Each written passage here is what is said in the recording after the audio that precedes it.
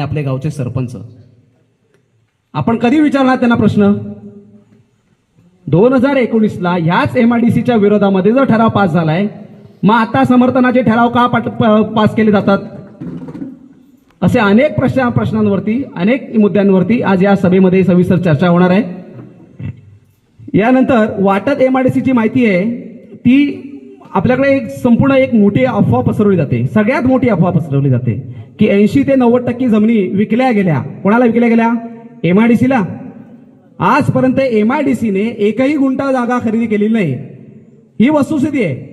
परंतु आपल्याला संभ्रमित केलं जातंय, आपल्याला खोटं सांगितलं जातंय की 70 ते 80% की 90% जमिनी विकल्या गेल्या. आता उरलेल्या 20% लोकांनी काय करायचं? विरोध करून काहीच फायदा होणार नाही. अशा या संभ्रमितपणे या सगळ्या अफवा पसरवल्या जातात आणि आपण त्याला बळी पडतो.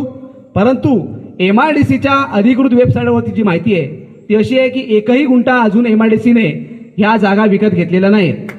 त्याच्यामध्ये रत्नागिरी जिल्हा ही जी MIDCची माहिती आहे त्यांच्याकडे की रत्नागिरी जिल्ह्यामध्ये वाटत, कळजोंडी, मिरवणे, कोळीसरे इत्यादी गावकरी परिसर याच्यामध्ये NDTV मराठी, पुढारी न्यूज यांनी हा संपूर्ण रिपोर्ट बनवलाय. सुमारे 904 हेक्टर जमीन प्रस्तावित असं यांनी लिहिले. 904 हेक्टर जमीन. आणि ह्याच्यामध्ये का उद्योग काय येणार आहेत? आपल्याला काय सांगितलं जातं? फक्त डिफेन्स ऐकलं ना तुम्ही?